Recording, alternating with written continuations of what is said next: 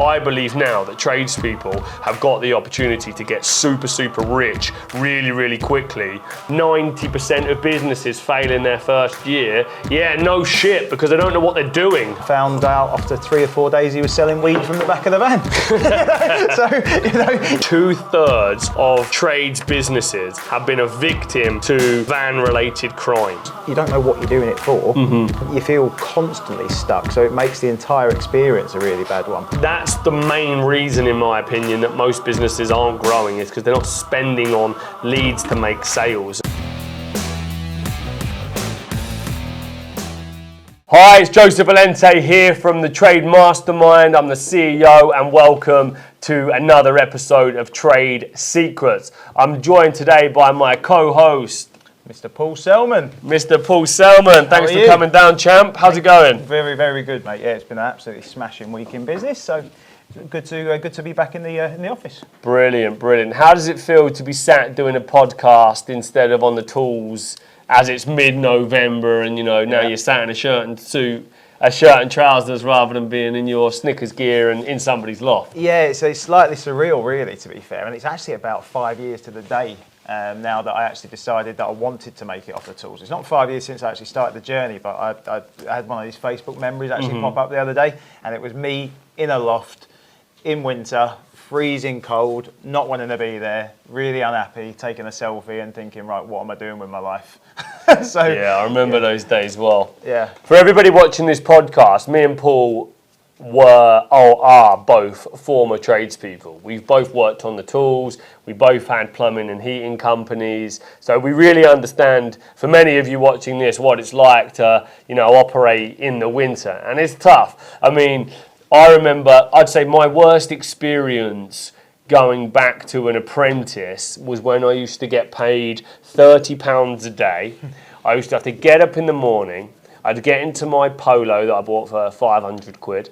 I would drive 15 minutes over to the other side of town. Right. It had no heaters in it, so the wing mirror used to be always frozen, and I remember I used to stick my head out of the window because I always wake up late.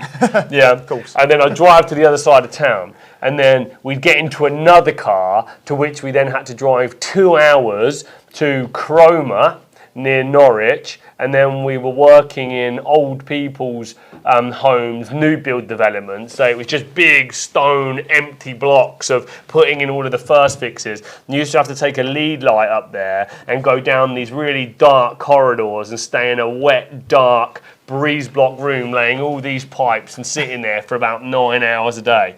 I'd have 3 pairs of long johns, I'd have a hat, I'd have gloves, and then we'd have to finish at 5 o'clock, then drive 2 hours home. So I was doing, maybe 14 to 16 hours a day and getting paid £30 an hour for the privilege. Fantastic. £30 a day, not £30 an hour. I wish I was getting £30 an hour. If I was getting £30 an hour, I probably wouldn't have been moaning about it, but £30 a day for all of those times. Yep, come on in, Malvina. Thank you very much. Just on cue. Tell us about your worst moment then, Paul, as a tradesperson. Well, to be fair, actually, looking back now, I can use sort of rose-tinted glasses, but there's quite a few bad moments, to be fair. There was a couple when I was on my own, but then as I grew the business, you tend to find that your problems just get different. Yeah. Which is something I wasn't really foreseeing, but it was always the feeling like I was just chasing it. So it was this Groundhog Day. I could never seem to get away from exactly the position I was in and get to where I thought that I deserved to be. And I think if you you make that as a cumulative experience there, where it just goes, if you don't know what you're doing it for, you feel constantly stuck. So it makes the entire experience a really bad one. And you always try and then work yourself out of that position. And you never get there. It seems like the horizon's just never reachable, So I think when I first, going back to my first ever job, I was that nervous about changing a set of taps that I'd actually got off Rated People, that my stepdad actually followed me to the job a half an hour later, just in case I got stuck actually changing the taps. I'd never changed a set of taps before. And then I walked out of that place with about 4 Paul didn't come up like most of us real gas engineers came up. I was a 6-week plumber out of the Paul Navy. was a 6-week guy. In fact, I was a Sparky first. So I did my apprenticeship in the Navy as a Sparky. Yeah. And were you a Sparky as well? I was a Sparky as well, yeah. Blimey. That's it, yeah. Specialising in weapons system, so I could blow shit up in the Navy. Then I had to stop. But you couldn't wire up a plane. You went from blowing shit up in the Navy to blowing up people's fuse boards. That's it. That's exactly what I did. So yeah, but having my stepdad follow me to my first ever job, and then walked out with 45 quid in my hand, and I thought, you know, I've made it. This is great. And then the next job was 100 quid for fixing the toilet. Didn't know how to do that. But I think probably the worst job was when I actually tried to do a big higher ticket item. Yeah. And it was my first bathroom, and I was there for 10 days. Didn't know how to quote, so I just made the price up off the top of my head. Full bathroom, full tiling, I did it for 500 quid. And then I think actually when you looked at the figures, if I'd even dared to, I probably did it for a loss. Yeah. So, you know, you don't know what you don't know, do you? You don't know what you don't know. I remember when I was early days on the come up, and Steve sat here, so I'm sure he's going to remember this moment. And I was about 15, and I'd only been an apprentice for a little while, and all of a sudden I thought I could tile, and I thought I could fit bathroom suites. So I said to my mum, listen, you guys going on holiday, yeah, I'll tile the bathroom and I'll fit a new bathroom suite, yeah? And you give us like 30 quid each. My friend was a tiler and he was 16 as well, so he was an apprentice tiler and I was an apprentice plumber. So they gave us 30 quid each, and I thought this is going to take 48 hours or something.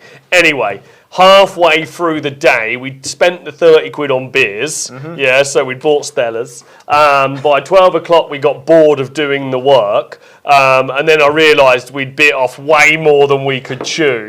And then they came back and there was no toilet, the floor wasn't tiled, everything, all the tiles were taken off the wall. I don't think I'd plumbed the sink back in, and it was an absolute disaster. I think Steve ended up putting it all right and having to retile everything. So, yeah. Well, do you remember that day, Steve? I do remember.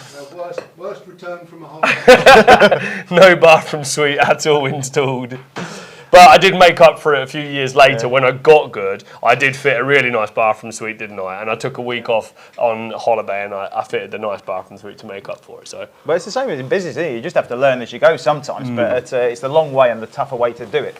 Yeah. You know, so yeah, if you can avoid that, it'd be a lot easier. I put a post out on LinkedIn this morning, and you know, it was that when I came up at 14, 15, everybody said to me, you know, get a trade and you've got a skill for life. And I think that was just really, really great, solid advice. I think it was good advice, and I think that advice now more than ever is relevant to young people coming up. And I do think that getting a trade now for young people is more than just having a skill for life. It's actually about making your first £1 million. I believe now that tradespeople have got the opportunity to get super, super rich really, really quickly. And the reasons are that, you know, a plumber can train, get paid to learn the job, and then within 2 years they're in a position where they can go out and they can start making lots and lots of money. You know, by 22 I was making £1,000 a day running my own business, profit, just one man in a van doing breakdowns and servicing. And you know, with the current population growth through legal and illegal immigration, the stress that puts on the UK's infrastructure is massive, and there's just no young people coming up into the sector anymore. So the skills are going to become so sought after, so well paid, that if you're a young person watching this, my advice is the construction sector, okay, is the new social media influencer era. In 24, 36, 5 years from now, everyone's going to have forgot social media. Marketing is going to have been taken over by AI, and the real gold are the people that are going to be out there with the practical, physical skills, okay, that are going to be able to do the high income work. So what are your thoughts on that, Paul? Do you agree with me? Do you disagree with me? No, I completely agree. I think it's some of the jobs out there, or the job roles that you can go into when you're a young person, are glamorized to the fact that getting your hands dirty, as it were, isn't seen as a noble profession anymore. But houses will always still need to be built. People always need hot water. They're always going to need heating. They're always going to need electricity. They're all going to need these basic services. And it's a simple demand and supply curve, isn't it, really? You know? So the less people you've got available to do it, the higher the price that they're going to be able to command. And when you look at as these industries are changing and being developed, you're always going to have a role for a person. You know, it can't just be taken over, as you said, by AI. You know? And I think, like I said, the AI is going to be a big shock to the system for some people in different industries. So yeah. I mean, absolutely. You think back to pandemic times when, you know, the construction sector, we backed the right horse coming into this training business because, you know, when I started this, it was 2 months before the pandemic, and I didn't at the time know that that was coming. And actually, the construction sector was allowed to continue to run where 80% of the other sectors were all shut down. So it was just perfect timing, perfect opportunity, all married together. But, you know, you had bricklayers that were and are still commanding 500, 600, 700, £1,000 a day. You know, imagine getting paid £1,000 a day to go on a building site and lay a brick. Now, there's an art to laying bricks. You know, it's a skill and it's a profession and it's a craft, it's a trade. You need to learn it to get good at it, but it's basic in its form. And being paid £1,000 a day to lay bricks, that's £5,000 a week. That's £20,000 a month, or that's £250,000 a year to be a tradesperson. You know, it's incredible money. And if you're a plumber, you know, an electrician, in this day and age, you should be making £1,000 a day as a one-man band. Yeah, the money is incredible. And I do believe also the employed tradespeople, you know, an employed plumber now, they should be making minimum 50, 60, 70,000 pounds a year in salary. You know, I know that when you were getting towards the end of selling your previous business, Paul, that you're paying your top guy, I think you offered him 90,000, didn't you, to go on the books? I did, yeah. It was, well, I worked out, it was very easy figures for me. And like, before we get into that, I grew my business through that lockdown. I got lockdown envy, seeing everybody at home doing all this personal development stuff and spending time with the kids, and I was out there just killing it. But I think there's two lessons there as well. One being the fact that you should make hay while the sun shines as well. So if there's an opportunity that presents itself in business, jump on it. And then don't look at the labour and the people that you need to actually grow that business as a cost. Look at it as an investment. So if you invest into the salespeople and the engineers that are going to bring money into your firm, then you will be able to grow off the back of that. Now, yeah, my best engineer, he was charging me about £2,000 a week, £3,000 a week, actually, as a subcontractor. So to offer him 90 grand to come on the cards, you know, sounds like a fantastic figure, but he turned it down because he knew how much he could make anyway, just on, you know, just as a subcontractor. But if you don't, well, I've done it both ways. I've paid really bad wages, which I thought were good at the time. So 35, 40 grand a year to my first few engineers. Second engineer, Carl, I found out after 3 or 4 days he was selling weed from the back of the van. So, you know, you get what you pay for. Multiple streams of income. Yeah, he didn't need my job, he just needed plumbing in the daytime, drug dealer and his lunch break. Exactly, yeah. So he just wanted a marked up van to hide in plain sight. But yeah, but as soon as you start paying 50, 60 grand a year plus, then that's when you start getting the decent people. And that's what people say on our academy. Where do I find decent people? You pay them well, you get the decent ones. Yeah, you know, absolutely. Go out and headhunt them. So. But again, you know, it's naturally getting harder and harder and harder, and it's simple supply and demand. You know, the guys at the top, they can write their own price tag. Now, name me another sector where you can pretty much walk into any job right now and get paid a minimum of £60,000 a year. Because a good quality gas engineer, a good quality electrician, it's not can they get a job, it's which job do they want. Yeah, and how much are they going to say that they need to get paid? I mean, can you think of any other sectors right now where you can walk into it? I don't know, maybe kind of the medical profession, or maybe, I don't know what HGV drivers come to mind. I know there was a shortage of those guys for a while, but there's nothing that comes to mind in many, many sectors where you can just say, this is how much I'm going to be paid. In fact, those jobs are disappearing. They're not being created anymore, are they? No. You know, the efficiencies, the technology, they're destroying jobs, whereas construction, you know, tell me how a machine is going to be able to become a service and repair engineer that's going to go around and do whatever they need to do. It's not going to happen, is it? Of course it's not. You ain't going to get a robot to go on somebody's roof and fit solar panels. You know, maybe in the next 100 years when it's done by drones or it's done by actual robots doing the work. But for the next 20, 30 years, the construction sector, in my opinion, for people that just want to have a high-paid job, is a dead cert. For people that want to start and create a very lucrative business, it's a dead cert. And again, you know, just remember that the construction sector is probably one of the least, one of the lowest barrier to entry businesses. Having a service business, if you're good at the job, in most cases means you can start tomorrow, okay? Because all you end up doing is just doing what you did for your company for your boss. Okay, now growing a business, which is what the Trade Mastermind teaches you to do, how to scale and systemize, is different to becoming a sole trader. But if you want to run a sole trader business, you know, it's easy, very little investment, low barrier to entry stuff. And, you know, for those people that are employed out there in the construction sector right now, I really hope that we start to pick up on this show lots and lots of employed construction professionals that are looking to start their own business, because, you know, I would argue that why would you work for somebody as a top engineer when you can go and start your own business and probably double your income doing maybe the same amount, if not less, work. And especially if you come at it from an education point of view, so you know what you're doing. Most people that run a small business and are stressed by it is usually because they don't know what they're doing. It's not because it's a stressful environment. Stress is usually created through a lack of knowledge. It's not created through too much pressure, because, you know, being a one-man band is only pressure if you don't have some of the basic functions set up, like who am I working for? Where are my jobs coming from? What's my pricing? You know, how am I managing my margins? Yeah. You know, which is whether you're a one-man band or whether you've got 1,000 people, they're still core principles, aren't they? Yeah, of course they are, yeah. And to be fair, you make a good point about people coming out of employment. That's how most people even start their own businesses, isn't it? You just get to a certain point, a certain comfort level in the firm that you're working at, and you think, I could do this better than them. Yeah. But you also haven't seen the other side of the coin there, have you? And see what they may be going up against. It also, though, means that you've only got them as a reference. So it makes you wonder why people then just repeat the same mistakes that their employer used to make eventually without having any other guidance. That becomes their blueprint, doesn't it? Exactly. It's like, you need to adapt that. Because you probably did the same as what I did.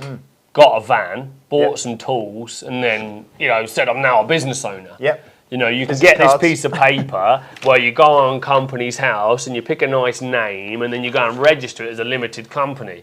I can still remember the first day I got my registration certificate back and it said Managing Director of Impregas, Joseph Valente. I was like, put it in a plastic wallet, stuck it on the wall, and I was like, I'm a fucking boss now.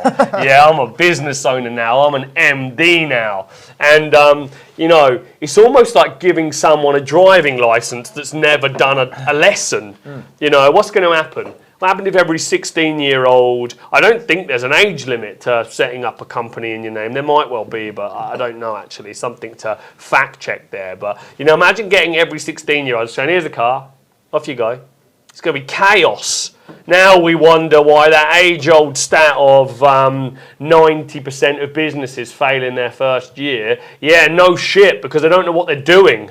Yeah, it's quite obvious, isn't it? That's it. So I put a post out on LinkedIn the other day saying that I think there should be a basic test for every business owner that wants to register a company to show they're competent in, you know, the basic fundamentals: finance, sales, marketing, systems, processes, operations, recruitment, and so on and so forth. And that was it. Oh, I mean, LinkedIn was in uproar. Oh, you've made it now and you're pulling the ladder up. You're trying to stop entrepreneurship.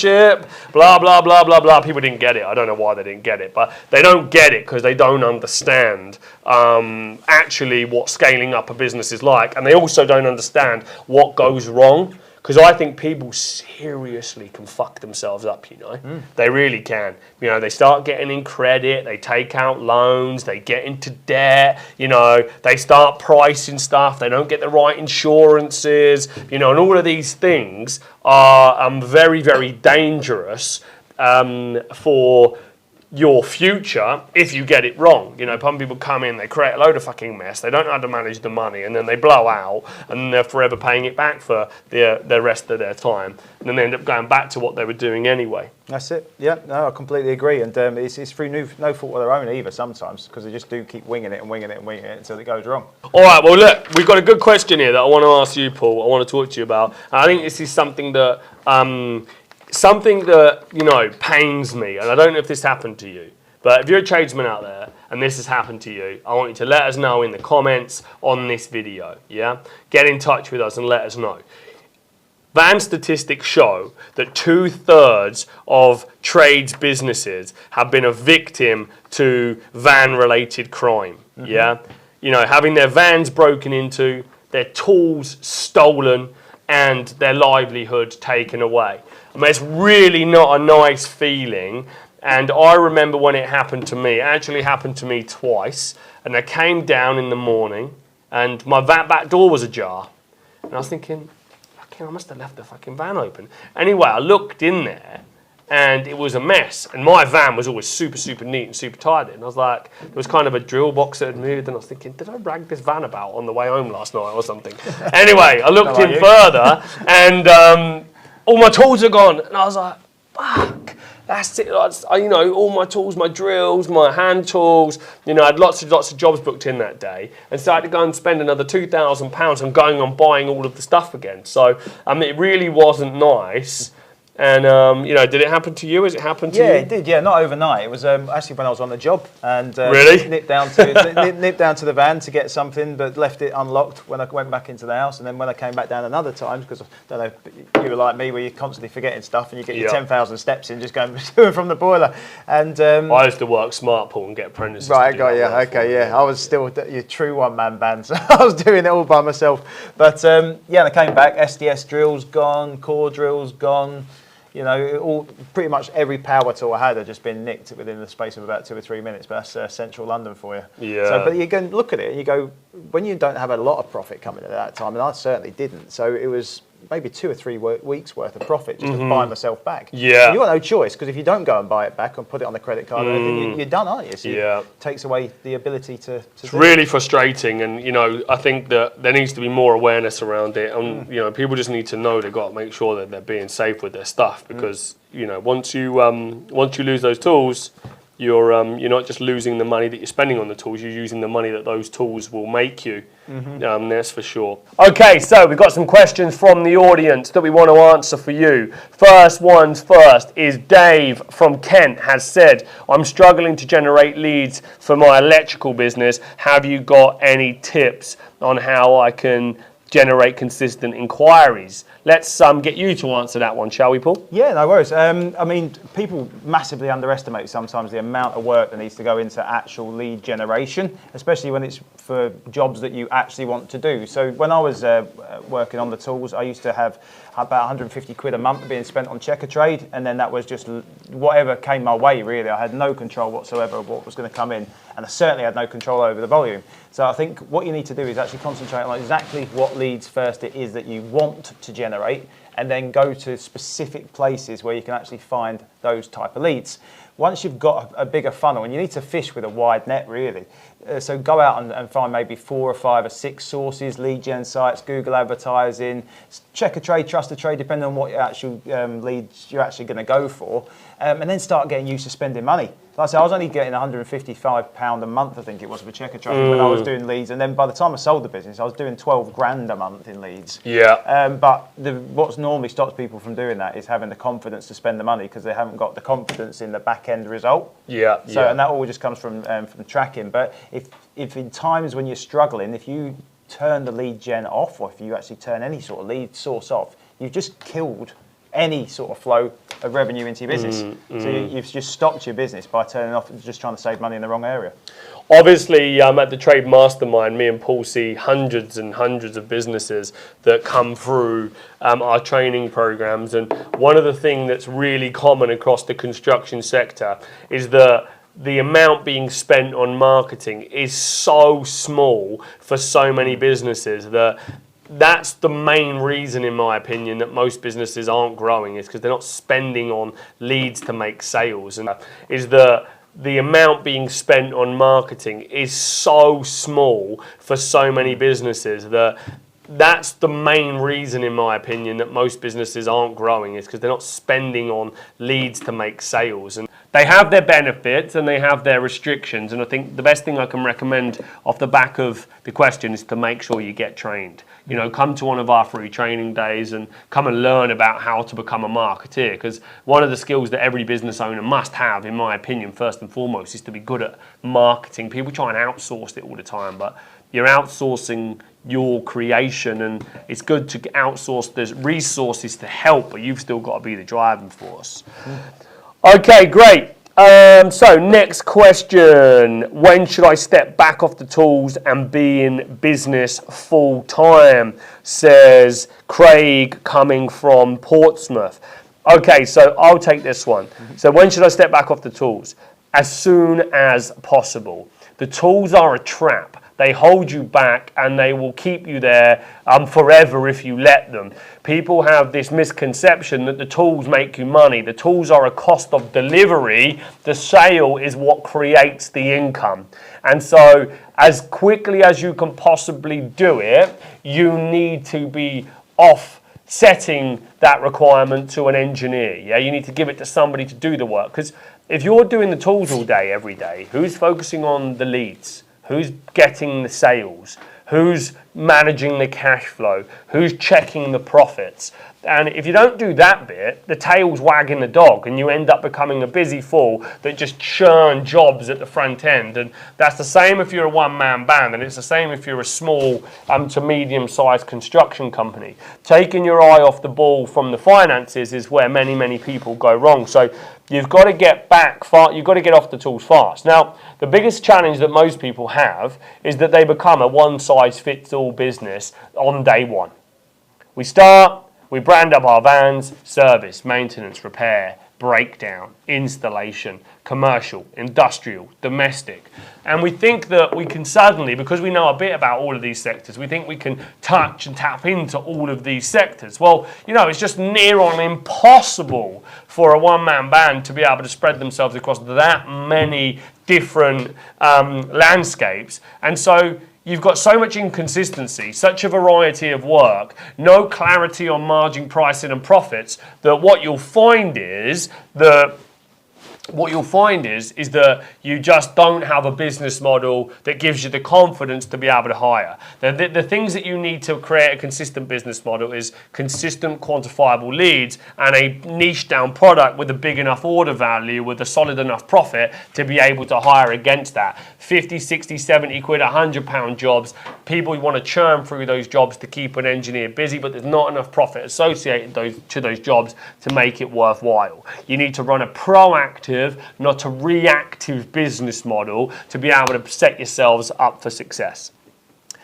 Excellent. Okay, guys. Well, thank you very much for the questions. We're going to pick up some more questions on next week's episode.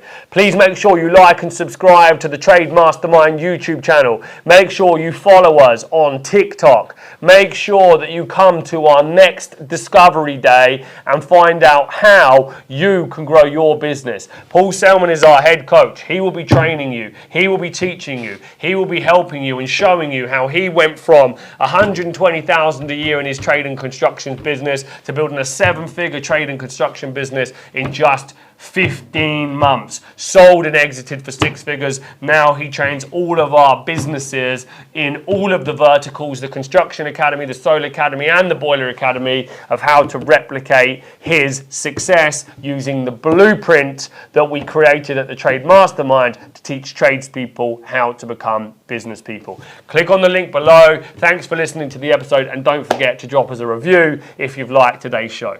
Thank you for listening to the Trade Mastermind Trade Secrets podcast. If you want to find out how Trade Mastermind can help you further, head to our website trademastermind.co.uk and don't forget to like and subscribe.